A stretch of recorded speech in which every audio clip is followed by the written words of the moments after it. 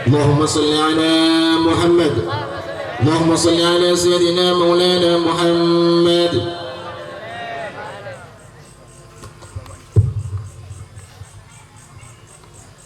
بسم الله الرحمن الرحيم. السلام عليكم ورحمة الله وبركاته.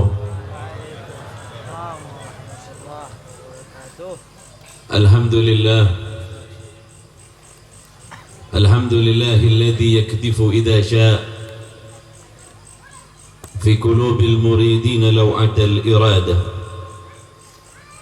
ويزعجهم إلى السلوك السبيل السعادة التي هي الإيمان والإبادة ومحو كل رسم وعادة. ونصلي ونسلم على سيدنا محمد سيد أهل السيادة وعلى آله وأصحابه السادات القادة. أما بعد، أيها المحترمون، para alim ulama, para habaib, para masyayikh, wa nahussu bidzikri yang saya muliakan, Kiai Haji Muhyiddin Khatib. Semoga Allah Subhanahu wa ta'ala berikan kesehatan kepada beliau. Semoga Allah Subhanahu wa ta'ala panjangkan umur beliau untuk membimbing kita kembali kepada Allah dan kepada baginda Rasul sallallahu alaihi wa alihi wasallam. Segenap para kiai, para asatid, tokoh masyarakat, hadirin hadirat, ikhwan akhwat yang dimuliakan oleh Allah. Alhamdulillah, thumma alhamdulillah atas segala apa yang telah Allah berikan kepada kita. Allah mudahkan kita untuk berkumpul di tempat mulia ini. Allah jadikan lisan kita bersalawat kepada baginda Rasul sallallahu alaihi wa alihi wasallam. Maka ini adalah sebuah nikmat yang luar biasa yang Allah Subhanahu wa ta'ala berikan kepada kita. Kalau bukan karena Allah, maka sungguh kita takkan pernah ada di dalam kebaikan. Semata-mata segalanya karena Allah Subhanahu wa ta'ala yang menggerakkan dan memudahkan bagi kita untuk melakukan kebaikan dan ibadah. Salawat dan salam kepada junjungan kita baginda Rasul sallallahu alaihi wa alihi wasallam, para sahabat, keluarga baginda Rasul sallallahu alaihi wa alihi wasallam, tabi'in, tabi'it tabi'in, dan mereka orang-orang yang berpegang setelahnya kepada ajaran baginda Rasul sallallahu alaihi wa alihi wasallam. Hadirin hadirat yang dimuliakan oleh Allah, di dalam Al-Quran Allah Subhanahu wa ta'ala menyebutkan tentang baginda Rasul sebagai rahmatan lil alamin. Di dalam salah satu firman Allah Subhanahu wa ta'ala, a'udzu billahi minasyaitonir rajim, wa ma arsalnaka illa rahmatan lil alamin. Sungguh kami tidak utus engkau wahai Muhammad kecuali sebagai rahmat, sebagai kasih sayang atas setiap alam. Kalimat lil alamin yang kemudian dibicarakan oleh para ulama, yang pertama khitabnya adalah khitab kepada manusia dan jin, atau yang disebut dengan thaqalain. Maka setiap kita akan mendapatkan rahmat baginda Rasul sallallahu alaihi wa alihi wasallam, mendapatkan kasih sayang baginda Rasul sallallahu alaihi wa alihi wasallam. Alamul khitab adalah alam di mana kita oleh Allah Subhanahu wa ta'ala dibebankan untuk melakukan ibadah. Itu sebab jika kita melakukan ibadah, rasanya sangatlah tidak mungkin kemudian kita senantiasa berada di dalam garis ibadah. Kadangkala kita terjatuh dan tergelincir dalam perbuatan dosa. Datangnya baginda Rasul adalah sebagai rahmat, sehingganya kalau bukan karena baginda Rasul, maka niscaya kita takkan pernah mendapatkan ampunan dari Allah Subhanahu wa ta'ala. Hadirin hadirat yang dimuliakan oleh Allah, rahmatan lil alamin, rahmat bagi seluruh alam ini. Yang pertama menurut ulama adalah rahmat bagi kita. Ketika baginda Rasul sallallahu alaihi wasallam diutus oleh Allah, ketika baginda Rasul berada di antara para sahabat, belum pernah ada yang namanya azab yang turun dari Allah Subhanahu wa taala sebagai bentuk rahmat Allah kepada umat baginda Rasul, karena ada baginda Rasul di antara mereka. Lihat di dalam ayat yang lain, Allah Subhanahu wa taala juga menegaskan kepada kita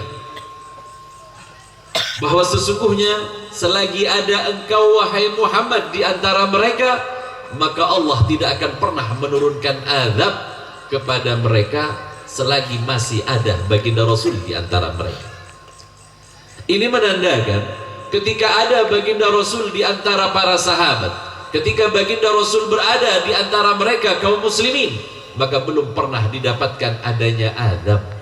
Berbeda dengan nabi-nabi yang terdahulu, yang mana mereka turun ke muka bumi ini, mereka yang kemudian diutus oleh Allah Subhanahu wa taala, tak jarang di antara mereka memang meminta azab kepada Allah.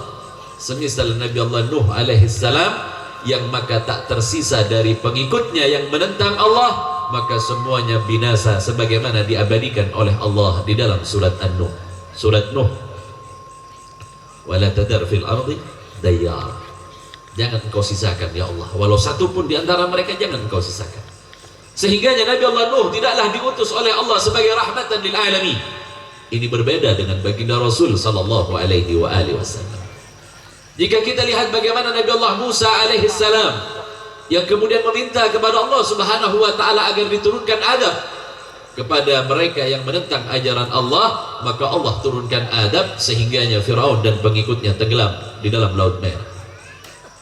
Maka mereka bukanlah mazhar, mereka bukanlah lambang bagi bahwa sesungguhnya mereka adalah rahmat lil alamin. Mereka hanya diutus oleh Allah Subhanahu wa taala hanya untuk kaumnya saja, dan azab tetap ada di antara mereka. Na'udzubillah, tsumma na'udzubillah. Baginda Rasul hadir, baginda Rasul sebagai rahmatan lil alamin, baginda Rasul adalah pembawa rahmat sehingganya tak ada azab yang turun di zaman baginda Rasul sallallahu alaihi wasallam. Hadirin hadirat yang dimuliakan oleh Allah, itu sebab rahmat baginda Rasul sallallahu alaihi wasallam disebutkan rahmatan lil alamin, tidak hanya mencakup kepada alam taklif manusia dan jin, akan tetapi baginda Rasul rahmatan lil alamin juga bagi makhluk yang ada di masanya. Sebagai sebuah contoh, ketika datang kepada baginda Rasul sallallahu alaihi wasallam seorang wanita dari golongan Ansar, melihat sebelumnya ketika baginda Rasul senantiasa menyampaikan tausiah keagamaannya, baginda Rasul menyampaikan tentang khutbah-khutbahnya, baginda Rasul menyampaikan nasihat-nasihatnya, seringkali baginda Rasul hanya bertumpukan kepada sebuah batang pohon kurma, sebuah batang pohon kurma yang biasa digunakan oleh baginda Rasul sebagai tempat untuk meletakkan tangannya. Kadangkala baginda Rasul bersandar pada pohon ini. Ketika melihat ini, maka seorang wanita Ansar berkata, "Ya Rasulullah, sesungguhnya anakku adalah seorang najjar, seorang ahli di dalam membuat bahan-bahan yang terbuat dari kayu. Maukah engkau kami buatkan mimbar ya Rasulullah, agar engkau kemudian tidak bertumpu lagi kepada potongan pohon korma tadi?" Tepat pada hari Jumat, baginda Rasul pertama kali menggunakan mimbarnya yang baru. Ketika baginda Rasul menggunakan mimbar yang baru pada siang hari di hari Jumatnya, maka pada malamnya terdengarlah sebuah rintihan dan sebuah tangisan yang memilukan. Semuanya bertanya-tanya, siapakah yang menangis? Maka kemudian sahabat mendengarkan bahwa sesungguhnya yang menangis adalah potongan pohon korma. Dia tak mampu berpisah dari baginda Rasul sallallahu alaihi wasallam. Padahal hanya beberapa langkah dari tempat mimbar baginda Rasul yang baru dibuat oleh seorang Ansar. Menangis pohon korma ini merintih, desahannya memilukan, sehingganya setiap sahabat berkumpul dan menyaksikan bahwa mereka mendengar potongan dari pohon korma yang menangis. Ulama berkata, dapatnya sahabat mendengar rintihan pohon korma karena dekatnya mereka kepada baginda Rasul sallallahu alaihi wasallam. Hadirin hadirat yang dimuliakan oleh Allah, keluarlah baginda Rasul dari kamar baginda Rasul, kemudian bertanya, siapakah yang menangis? Para sahabat berkata, kami mendengar pohon inilah yang menangis ya Rasulullah. Maka kemudian baginda Rasul mendekatinya, dan kemudian baginda Rasul mendekap, memeluk, maka terhentilah tangisnya. Sebagaimana seorang anak kecil yang kemudian ketika ia menangis kemudian didekap oleh ibunya, dipeluk oleh ibunya, maka kemudian berhentilah tangisannya secara perlahan-lahan. Baginda Rasul berkata kepada para sahabat, wallahi, demi Allah, laula atumuha ila sadri labaqiya ila yaumil qiyamah. Kata baginda Rasul, demi Allah, jika aku tidak mendekap, jika aku tidak meletakkan di dadaku, maka ia akan menangis sampai hari kiamat karena kerinduannya kepada baginda Rasul sallallahu alaihi wasallam. Baginda Rasul kemudian menawarkan kepada pohon korma tadi, wahai pohon korma, maukah engkau aku pindahkan walaupun telah terpotong bagian atasnya? Baginda Rasul menjanjikan ia akan tumbuh kembali. Kuletakkan engkau di bagian di mana aku berada di kota Madinah ini, sehingga aku bisa melihatmu setiap hari. Ataukah engkau mau nantinya menjadi pohon korma yang akan ada di dalam surgaku, di mana setiap saatnya engkau dan aku berada dekat denganku di dalam surganya Allah Subhanahu wa taala. Pohon korma ini mendapatkan kasih sayang baginda Rasul ketika di muka bumi, bahkan ia kemudian ia mendapatkan rahmat baginda Rasul sallallahu alaihi wasallam, sehingga ia kemudian meminta agar dirinya diletakkan di dalam surganya baginda Rasul sallallahu alaihi wasallam, karena tak mau berpisah dari baginda Rasul. Potongan pohon korma yang juga mendapatkan rahmat baginda Rasul sallallahu alaihi wasallam. Padahal pohon korma tidak berada di alam taklif, ia tidak terkena oleh beban ibadah. Pohon korma yang hanya sebuah pohon saja, yang kemudian karena kerinduannya kepada baginda Rasul biasa dijadikan tempat untuk menyampaikan khutbahnya, nasihatnya, tausiahnya, ia merasakan kerinduan, padahal ia hanya terpisah sedikit saja dari baginda Rasul sallallahu alaihi wasallam. Hadirin yang dimuliakan oleh Allah, jika alam yang bukan dikenakan ibadah saja merindukan baginda Rasul, mengetahui persis tentang kasih sayang baginda Rasul sallallahu alaihi wasallam, lalu jika manusia yang memiliki hati kemudian tak mengenal baginda Rasul sallallahu alaihi wasallam, bahkan ia jauh lebih buruk daripada pohon korma yang ada. Di zaman baginda Rasul sallallahu alaihi wasallam ada seorang sahabat yang bernama Abu Dujana. Abu Dujana adalah seorang sahabat yang belum pernah meninggalkan sholat berjamaah bersama baginda Rasul sallallahu alaihi wasallam. Karena sholat berjamaah ini memang belum pernah ditinggalkan oleh baginda Rasul, sehingganya menjadi sunnah yang jangan pernah kita tinggalkan. Walau di rumah, paling tidak ada orang yang bermakmumkan kepada kita. Jangan sholat sendiri kalau bisa. Hadirin hadirat yang dimuliakan oleh Allah, Abu Dujana seringkali hadir ke dalam majlis baginda Rasul dan sholat bersama baginda Rasul. Namun beberapa hari terakhir, Abu Dujana seringkali keluar dari majlis baginda Rasul. Sesaat setelah selesai sholat, ia tiba-tiba langsung meninggalkan tempat. Maka bertanyalah baginda Rasul kepada sahabat yang lain, tidak seperti biasanya Abu Dujana, mengapa kali ini kemudian Abu Dujana belum sempat membaca apa-apa, ia sudah pergi meninggalkan tempatnya, seolah-olah ia tak memiliki permintaan kepada Allah.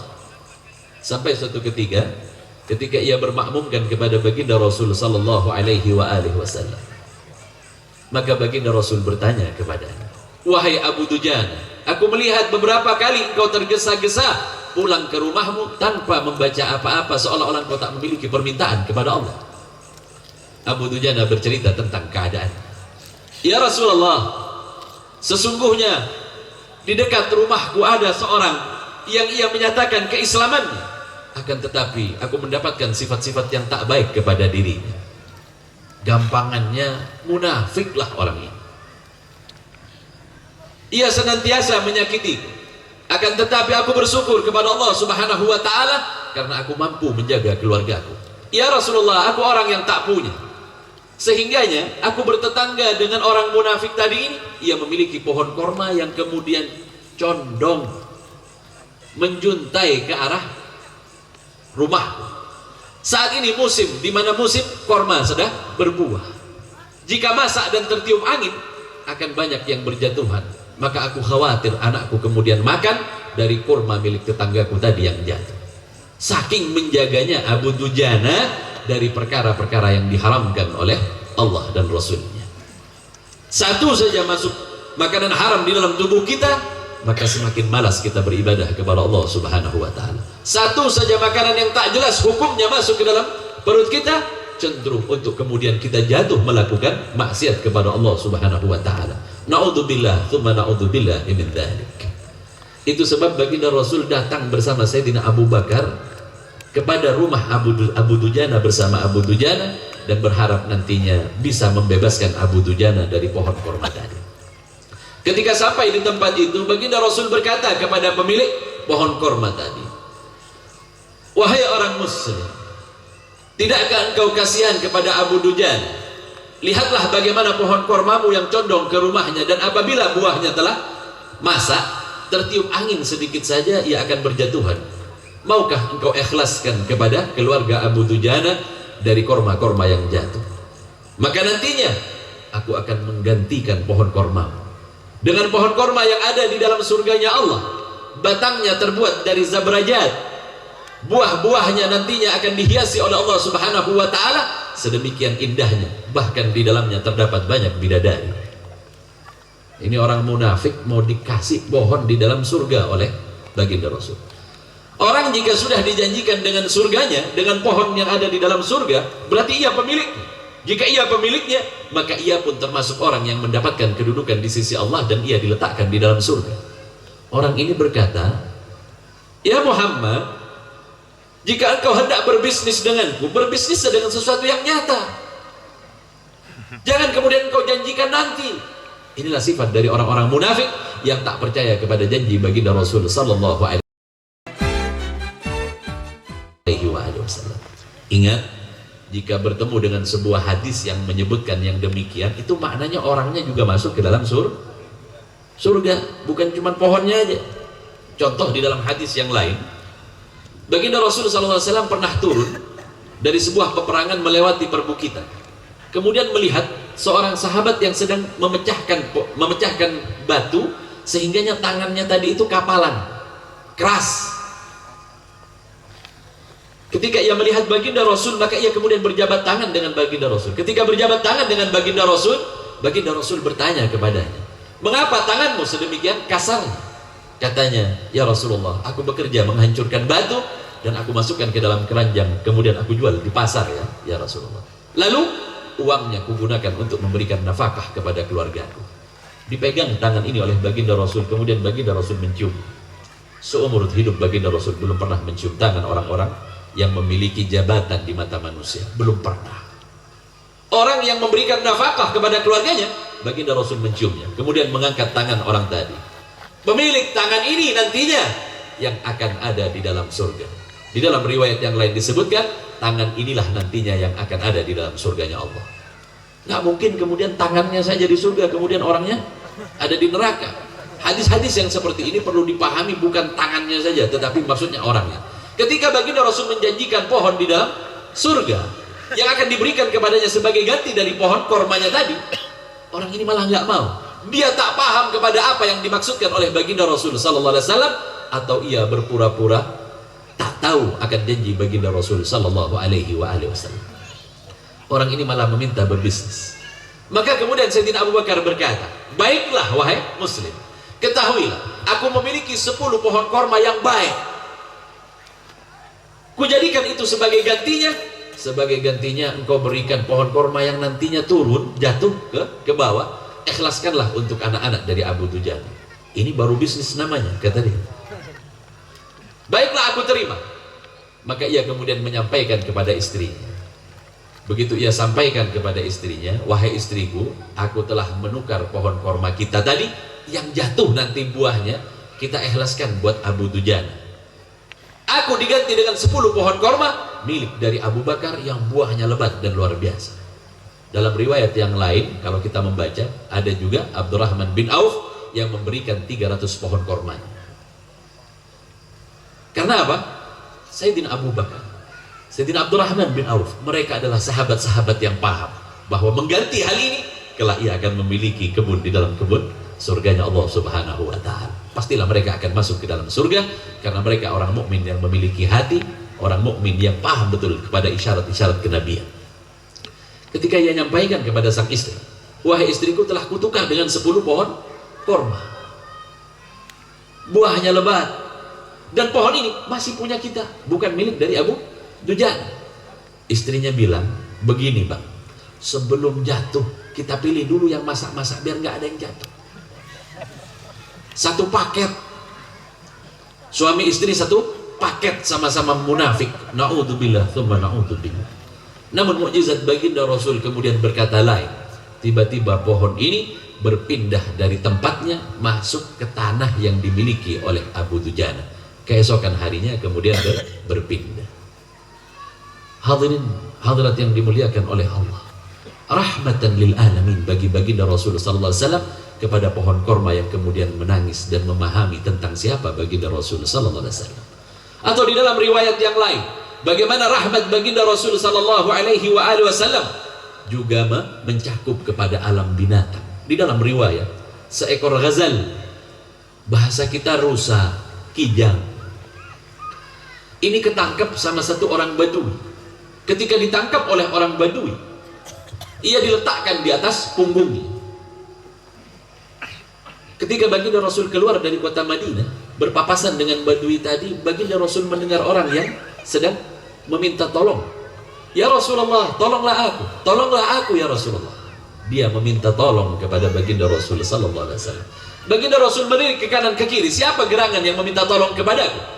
Sampai kemudian baginda Rasul mengetahui bahwa sesungguhnya ghazal rusa tadilah yang kemudian meminta tolong. Kemudian ghazal tadi berkata, ya Rasulullah, sesungguhnya aku telah ditangkap oleh orang Badui tadi. Orang Badui maksudnya orang gunung. Rengnak nong. Kenapa boleh? Kau tak paham. Gula bahasa Indonesia boleh banyak santri ini kali. Saya tak paham ke bahasa Madura. Menggunakan mulai kelak atau bahasa Madura nih kawan. Kelak. Orang gunung. Maka baginda Rasul mendengar rintihannya. Ia berkata, ya Rasulullah, sesungguhnya aku memiliki 2 orang anak yang masih belum sempat aku susui ya Rasulullah. Izinkan aku untuk menyusuinya, kemudian aku akan kembali lagi kepada Badui tadi. Jaminlah aku ya Rasulullah kepada orang Badui tadi. Kijang tadi memahami tentang makna rahmatan lil alamin kepada baginda. Ia tahu persis jika ia minta tolong, ia pasti akan mendapatkan pertolongan dari baginda Rasul sallallahu alaihi wasallam. Ini makna rahmatan lil alamin yang Allah berikan kepada baginda Rasul. Maka baginda Rasul berkata kepada orang Badui tadi, lepaskanlah kijang ini. Kata orang Badui tadi, bayar dulu harganya, aku menjaminnya. Jika ia tidak kembali, aku akan membayarnya kepadamu seberapa harga yang engkau minta, kata baginda Rasul sallallahu alaihi wasallam. Maka dilepaslah oleh Badui tadi dengan hati yang riang gembira. Dilepas kijang tadi ini, kemudian kijang tadi ini mendatangi anaknya, menyusuinya, dan kemudian kembali lagi kepada Badui tadi. Badui tadi ini terkejut. Orang gunung tadi ini terkejut. Mungkinkah seekor kijang yang liar yang aku lepaskan kemudian kembali lagi? Jika bukan karena manusia ini memiliki sesuatu yang berasal dari Tuhannya yang mulia. Badui tadi ini melihat kebenaran baginda Rasul sallallahu alaihi wasallam, melihat rahmat baginda Rasul kepada binatang tadi, sehingganya ia percaya dan ia membebaskan kijang tadi. Lihatlah bagaimana kijang tadi juga mendapatkan rahmat baginda Rasul sallallahu alaihi wasallam. Demi Allah, baginda Rasul bukan hanya rahmat tak kala ia diutus, baginda Rasul adalah rahmat sampai kapanpun kita berada. Bahkan tak kala kita berada di dalam barzah, tak kala kita berada di zaman sekarang. Apa yang tadi disebutkan oleh kiai kita, guru kita, tuba, summa tuba, summa tuba, 3 kali di dalam hadis baginda Rasul sallallahu alaihi wasallam. Ulama ada yang menyebutkan kalimat tuba baginda Rasul yang pertama adalah untuk kita tak kala kita berada di muka bumi. Sepeninggal baginda Rasul sallallahu alaihi wasallam, jika kita melakukan dosa, maka dosa kita akan dihadapkan kepada Allah. Setelah itu dihadapkan kepada baginda Rasul. In wajadtu syarran fastaghfirullah, maka aku memintakan ampunan kepada Allah Subhanahu wa taala. Setiap dosa yang kita lakukan ketika kita berada di muka bumi ini, baginda Rasulullah yang memintakan kepada Allah Subhanahu wa taala ampunan. Bukankah baginda Rasul rahmat bagi kita? Baginda Rasul rahmat bagi siapa saja. Bahkan tak kala kita kembali nantinya ke alam yang disebut dengan barzah. Saya sebutkan tadi rahmatan lil alamin di alam manusia, alam taklif, hewan dan tumbuh-tumbuhan. Ketahuilah makna lil alamin yang berikutnya, tak kala kita di muka bumi ini baginda Rasul rahmat. Ketika kita di barzah, baginda Rasul rahmat. Lihatlah, kata baginda Rasul sallallahu alaihi wasallam, in wajadtu khairan, jika aku dapatkan amal kalian baik, fahamidullah, aku bersyukur kepada Allah. In wajadtu syarr, jika aku dapatkan amal kalian buruk, dosa yang kita lakukan, maka ketahuilah, aku memintakan ampunan bagi kalian kepada Allah Subhanahu wa taala. Jika baginda Rasul yang memintakan, maka pasti kita akan diampuni oleh Allah Subhanahu wa taala. Belum lagi rahmatan lil alamin yang akan kita ceritakan tak kalah nanti kita kembali kepada Allah Subhanahu wa taala. Bagaimana baginda Rasul berkata, wailun liman lam yarani, celaka bagi orang yang tidak melihatku. Tunggulah aku di 3 tempat, kata baginda Rasul sallallahu alaihi wasallam. Yang pertama di sirat, yang kedua di mizan, yang terakhir di telaga atau haud Al-Kautsar. Maka baginda Rasul menjadi rahmat bagi umatnya di dalam setiap alam. Bahkan baginda Rasul sallallahu alaihi wasallam takkan masuk surga sendiri sebelum seluruh umatnya telah berkumpul dan kita akan masuk bersamanya. Inilah rahmatan lil alamin yang Allah berikan kepada kita. Alhamdulillah, tsumma alhamdulillah, Allah jadikan kita umat baginda Rasul tanpa meminta, tanpa pernah kita memohon kepada Allah untuk dijadikan umat baginda Rasul. Kita mendapatkan rahmat Allah Subhanahu wa taala. Kata baginda Rasul sallallahu alaihi wasallam, mereka yang nantinya paling dekat kepadaku adalah orang yang paling banyak serupa mirip dengan aku di dalam perbuatannya. Man ahya sunnati faqad ahabbani, faman ahabbani kana ma'i fil jannah. Paling dekatnya orang adalah orang yang paling mirip dengan baginda Rasul sallallahu alaihi wasallam di dalam setiap perbuatannya. Maka perdekatlah diri kita dengan sunnah dari sunnah baginda Rasul, dan ketahuilah rahmat baginda Rasul sallallahu alaihi wasallam meliputi semua alam.